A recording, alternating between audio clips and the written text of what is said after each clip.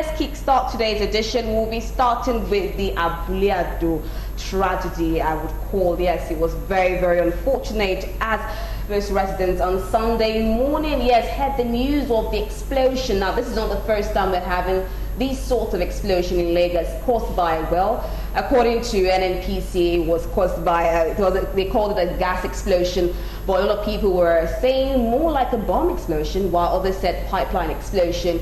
Well, they're still trying to unravel different mysteries concerning that kind of explosion, because I was there at the site and it was not a sight to behold. Lots of properties, it engulfed lots of communities there.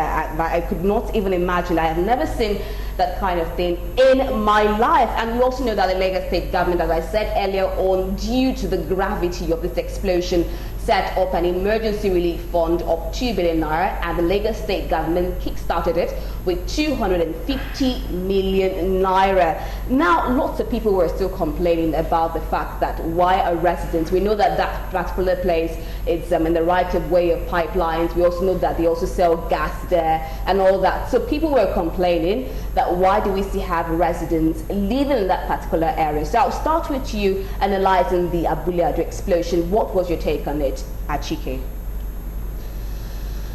Well, it was a rude shock to a lot of Nigerians. I know we have gotten so much used to bad news coming out of this country. Yeah.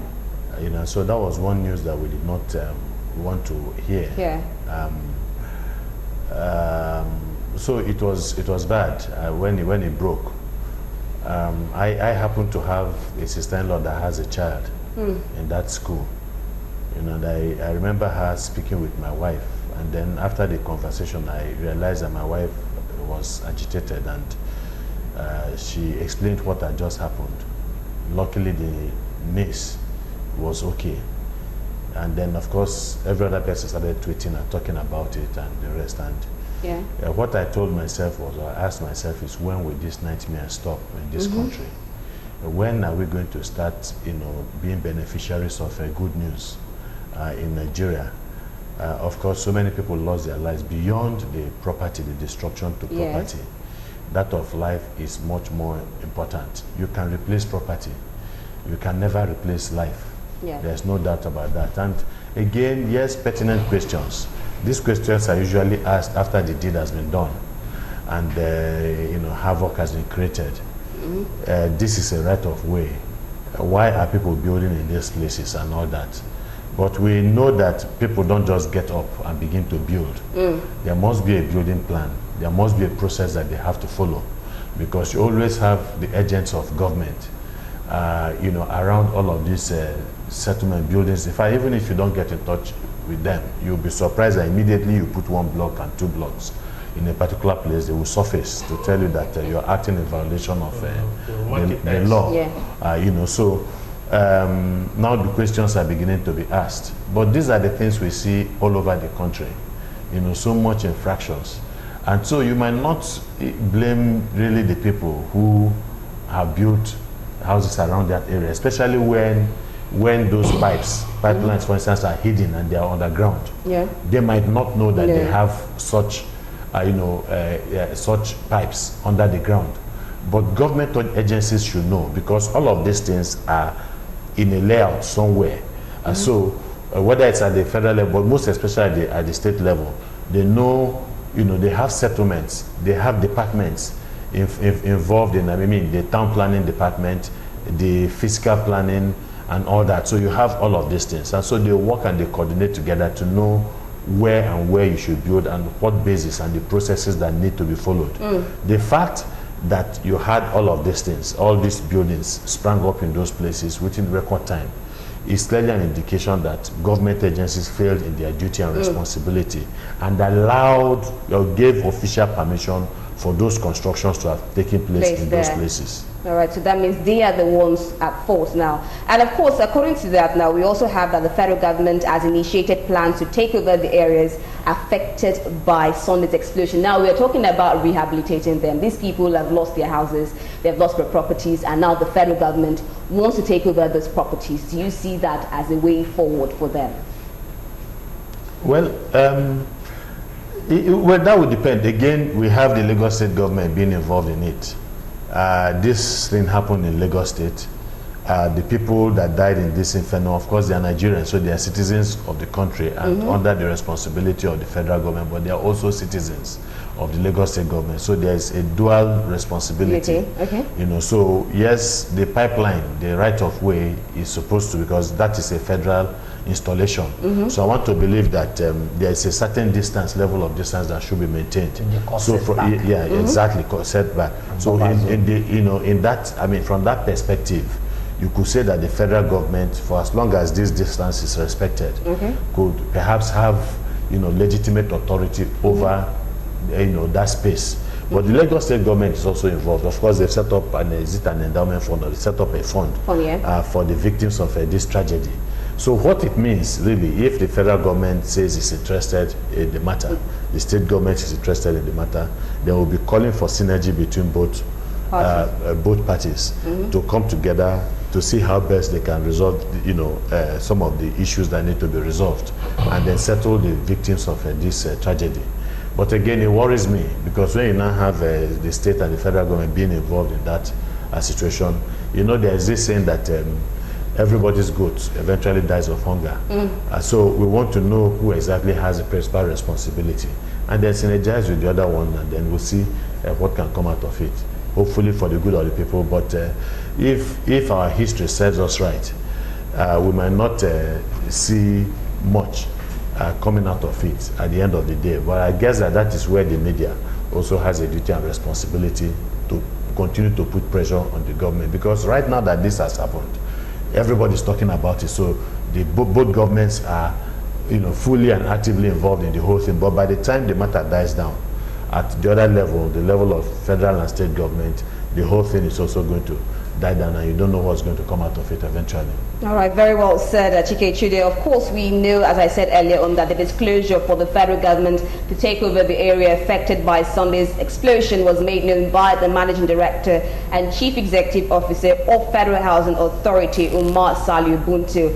And he said that the federal government had acquired the large expanse of land from Ojo Barracks to Trade Fair, including the Shoba axis, sometime around 1970. But reacting to the claim, the Valley of Shoba Chief Rahim Agbebeji maintained that the affected portion of the area is a family property and not government owned. Now we're saying that the federal government has said as far back as 1973 they had bought the land. Now he's saying it is his inheritance. But away from that, let's have a recap of what exactly happened on Sunday when the explosion happened. At lots of lives were lost, and of course lots of properties were destroyed. We'll be right back. Up at church around 8 o'clock. Now was talking, never call it on. Now one work.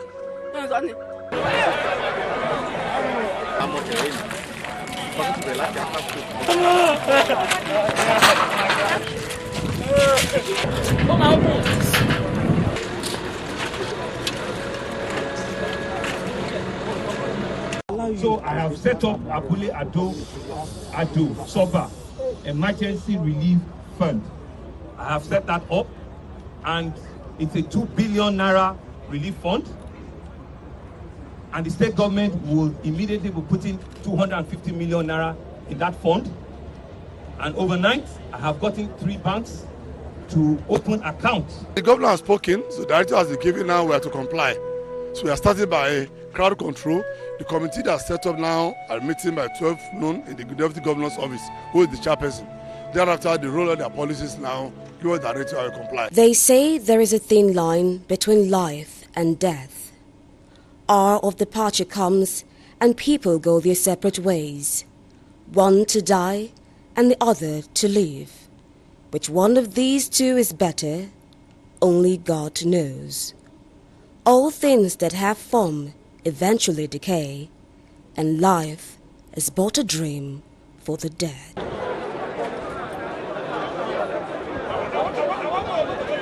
It was definitely a black day for residents of Abule Ado in Amuodofin local government area of Lagos State when tragedy struck in the form of an explosion at about 8 a.m. on Sunday, March 15, forcing several residents and Christian worshippers who had gone to church in the area scampering for safety and displacing many others. With several properties destroyed, most people could not fathom what could have led to this unimaginable death of destruction. While investigations continue to unravel the mysteries behind this incident, according to the Group Managing Director GMD of the Nigerian National Petroleum Corporation NNPC, Mele Kyari, the explosion was aggravated by a spark that ignited fire from an extensively charged atmosphere that emanated from gas cylinder leakages. Other residents in fear by this incident had this to say. No student that has died, please. No student has died. We had a population of 268 students. Because of the stampede, 50 of them sustained injuries. We took them to the hospital yesterday, and they were treated and discharged, and all the students are home now with their parents. Now we are looking about for staff. For staff, we have not seen them. All right. Any staff that died? Yes, about 2 of them, and the corpse and the mortuary. How many people were on duty? It was on Sunday. It's only the domestic staff that were on duty at that time. Nobody can say this is the cause of this disaster, because based on experience, it has never happened like this before. You can see from 2012, 2013, we've been handling pipeline fire, and it has never happened like this. So definitely, we need more actions to be done on knowing what caused it. You can see this is close to trade fair, and some of our plazas were being affected. So it's a devastating thing, and I don't know what happened, but government with their functionaries will tell better. This little girl, her name is Favor. She was found here yesterday when the incident happened. The mother was injured on the head, and the mother was taken to the hospital yesterday, and the brother too was injured. So, but the mother and the son were taken to different hospitals. Myself, I prepared and I went to see the owner of the house and the wife. We finished discussing, and they said that they entered into the room to prepare for the service. Myself already that prepared. I said I want to go. They said I should wait for them. I said no, I don't want to be late. Let them be coming with the car. Getting to the church, I heard boy. So I thought it's somewhere else. And even the church there, CPM Festac, the thing affected the roof there. So we were surprised. Later, somebody told me to go and call the man, whether to know whether they are involved. I called them, they were not picking. Then I came here, I discovered that they were involved, they were trapped. All I know is that I was in the church. I attend the Redeemed Christian Church of God. So I was in the church yesterday with my family. When that noise happened, even though the fan in my children's church fell from the ceiling down, so we could not decipher exactly what was happening. What really happened? I would say it's a bomb blast, because it was something that was really planted, because it wouldn't have just escalated like that, and then everywhere is just like this. So I think it started over there, then we started seeing smoke and all across the road. Like a loud gong and gas flaring, victims still recuperating at the Nigerian Navy Reference Hospital tell their tale of woes. Well, I feel better this morning. Okay, what exactly happened yesterday? Yesterday, I don't know. In fact, I don't know how to say it. I'm inside my hotel room with my son. We are planning to go. We have already finished packing our things. In fact, I don't. What we had. In fact, I don't know. I don't even know what happened again.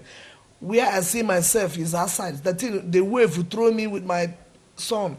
Throw 2 of us outside. The hospitals, after they heard of the incident, they came here and they felt they had their own private, their own established hospitals they went to, about 5 of them or so. The remaining children were attended to and were discharged. We have only 2 of the students still on admission here. When I went outside, I saw smoke everywhere. I called my wife that she should come outside. Oh, I don't understand what is happening. She came outside. I think she forgot her phone in the house, so she went back to collect the fan. On our way coming out from the gate, the explosion take place, and I put on suit up and down. The thing naked me. In short, it left me with just my boxer and singlet. Despite being surrounded by pipelines, the area has been a major harbor for residents and vendors. Why this situation continues to persist in most pipeline-bound areas without relevant agencies doing the needful is a question.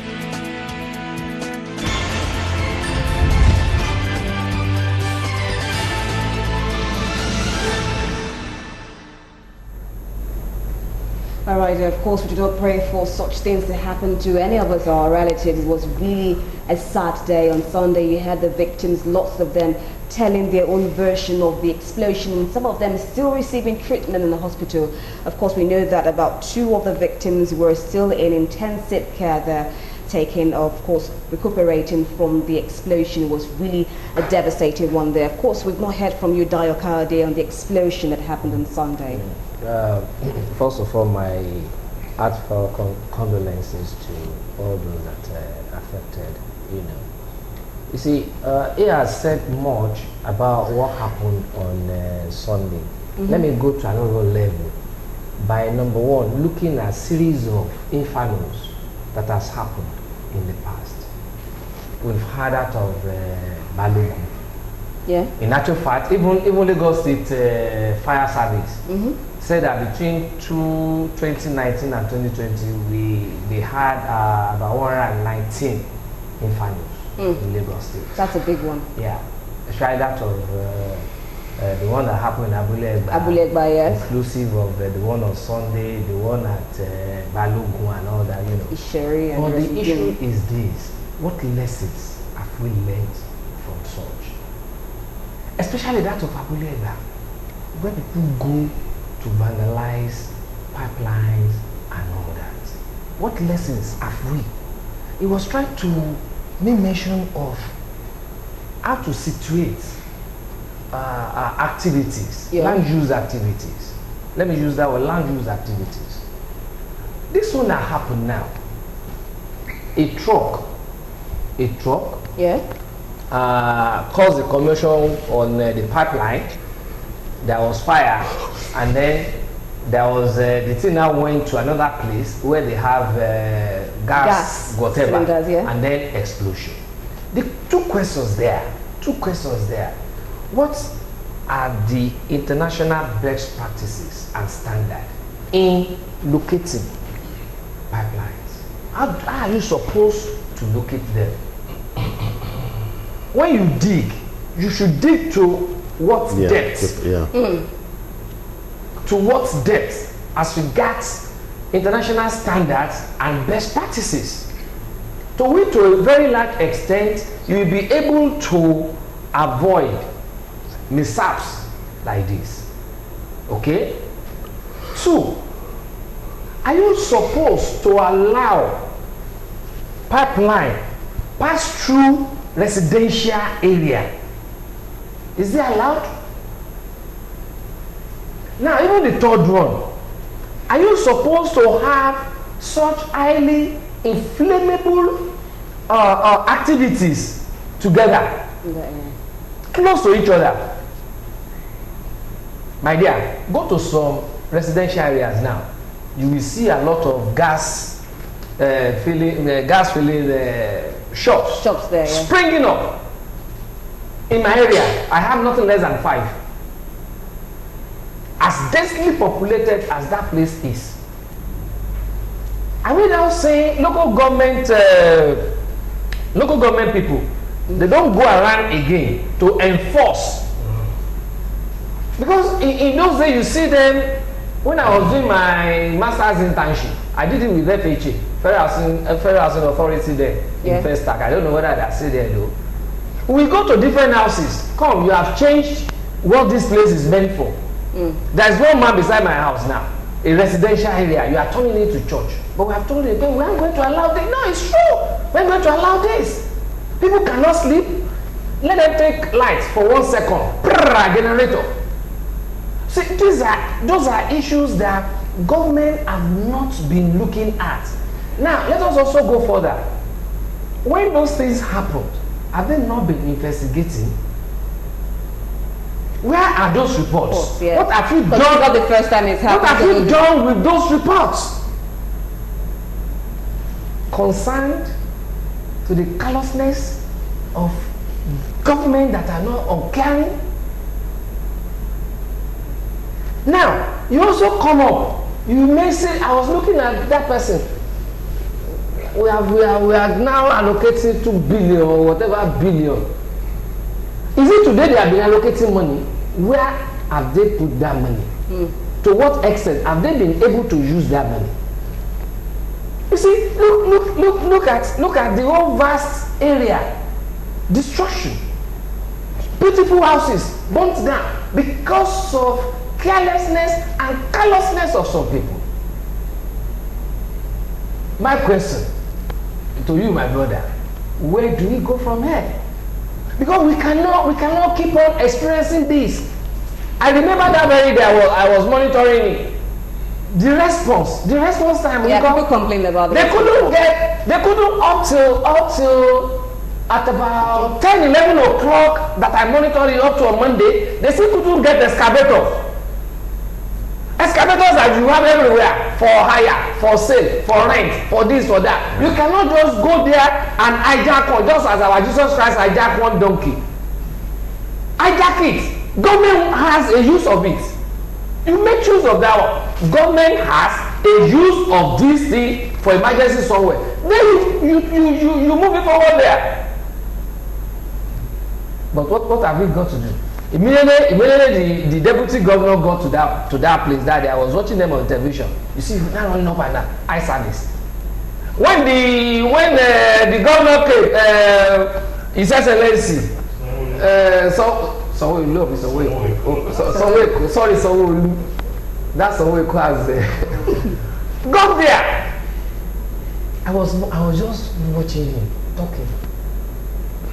Why do we always apply medicine when things after death, when death had happened? Why can't we for once have produced visionary leaders? And then at the end of the day, we lose so many things to insipidity of these people. My brother, I don't know where we are going to go from there. Everybody is tired. Maker has a way forward out of this. Well, unfortunately, people have lost their lives again. But I must say one thing. Let nobody in Nigeria be under the illusion that you are safe from a disaster. Yeah. Let nobody. I've heard many people saying, oh, why are the buildings on residential areas? And why were buildings close to a pipeline? Yeah. And I asked them, do you know what is under the ground near where you live? On Lagos-Ibadan Expressway, there's a big gas pipeline running several kilometers. Okay, you are saying, why should a school be near a pipeline? Let's distill them.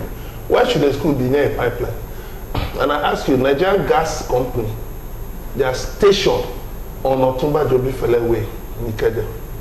There are about 4 schools within that vicinity. I can name them for you. Churches, the federal government establishment, and a densely populated estate behind it. So what are we talking about? You have high tension wires crisscrossing everywhere. 132 kVA, 33 kVA. The 330 kVA, 132 kVA, part of the national grid, crisscrossing everywhere. You have pipelines running through Areko, densely populated, different areas. You have all kinds of disasters. Your generator in your house, I have seen, when I was staying in Bagada, I had a neighbor who was, he gave the generator to a technician, went to work. By the time he came back, okay, he decided to use, the technician had returned the generator. So he turned fuel into the generator. Okay, no, sorry. The generator was faulty. The technician now gave him a generator. Now lent him a generator. Okay, use this one overnight. I'll get a generator tomorrow. As this man started the generator, when people say koro koro, my koro koro, As it started, the generator exploded. And burnt, it was a 2-story building, and burnt everything in his flat and the adjoining flat. Thank God people rushed, because initially people were shouting fire, fire, fire, you know, sleep. It was at such a time that sleep, they were shouting help, help, fire, fire, fire, until people now gathered. So there is disaster lurking everywhere because we have a dysfunctional system. Generators everywhere, boreholes everywhere, filling stations everywhere, all kinds of things. No planning. So will you say that regulatory agencies should step up in We don't have regulatory agencies. Oh, we do not? Let me tell you, those regulatory agencies are just checkpoints for people to make money, to amass illegal wealth, illicit wealth. They don't check anything. They don't check anything. If just take your time when you're driving on the way, look at the cables on any street. You will notice that many are twisted, joined. If there is maybe, you won't even see those sometimes bread nylon this thing of bread for bread. There is maybe heavy wind or something, and there's an explosion. Do you know what it can trigger? Like doctor said, it started from somewhere, moved to somewhere, moved to somewhere. It can start from just a disaster can start from just exposed a cable, land somewhere, and we say, oh, why did we?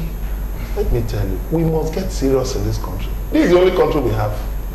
We keep, okay, whenever disaster comes, we just talk and go away. The Federal Fire Service, when I heard that rumble, you know there was a rumble. When I heard the rumble, I just got to church, parked my car, I was about to alight and I heard the rumble. I said something must have happened somewhere. Rumble so in the sky, it was like thunder. So you were close to the place? No! I was on Lagos Ibadan Expressway. People felt it more than 50 kilometers away. Really? Yes, so, people felt it. You can imagine. I now went on Twitter. What is happening? Even the Federal Fire Service didn't know where this thing happened. But I do know that money has been budgeted for emergency response equipment. For years. Money has been budgeted for alarm systems. Can we say that because probably they are far away from the area, that's why you are not far anything? Go on your phone. There is an app called Google Maps. Lagos is well mapped. So if there's any unusual thing, it doesn't take these people anything to go into a partnership. Do they know what Google Map is? Yes. There's Google Earth. Do they know what it is? If you put the address of your house, it will show you the outline of your house. So when they say they can't get bandits, they can't get terrorists, it's just because people are making blood money from all these things. It's not difficult. The world has gone very far, but our leaders, we have wicked leaders who have refused to move ahead of the times. But sorry, let me ask you this.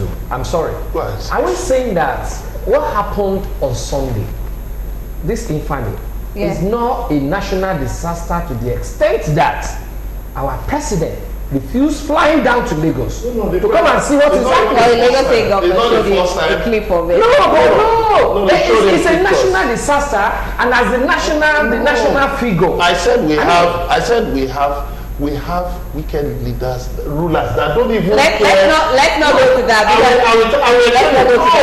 That you are supposed to, you have Google Apps, that when there is a disaster somewhere, you can easily pinpoint where there's been an explosion. If a volcano, for instance, erupts somewhere, or there is a disaster, it will quickly pinpoint it from the sky, just satellite. So there's no rocket science. So you don't have a quick response team. Of course, I'm not surprised that the president has not visited the place, because there have been other things like that happened and he didn't visit. Why? He's the only one who can explain. You know, his media aides have been giving all kinds of excuses. Even the governor went there the following day. Governor of Lagos State went there the following day. Not immediately. So that tells you the kind of, these people lack emotional intelligence. They lack empathy. They don't care. They all right. Care. But I'll have to stop here. Okay, quickly. I'll tell you something additional. Nobody knows who might be involved, or whose child might be involved, or whose relative might be involved in a disaster. So it is in the best interest of our rulers to make this country better. It is in their best interest. All right, thank you very much, Emeka. Very well said. Of course, we know that the Lagos State Governor has also instituted a committee apart from the relief fund, and they are is to be headed by the Deputy Governor, and they have 2 weeks to report back to him on the situation report of the cost of the incident and ways to forestall for the recurrence. Well, I'm sure the world is watching, yes. We've had lots of explosion happen even before this, and we expected that the federal government, or rather the Lagos State government, does more to forestall for the recurrences. So we are hoping that once and for all, such recurrences stop in the state.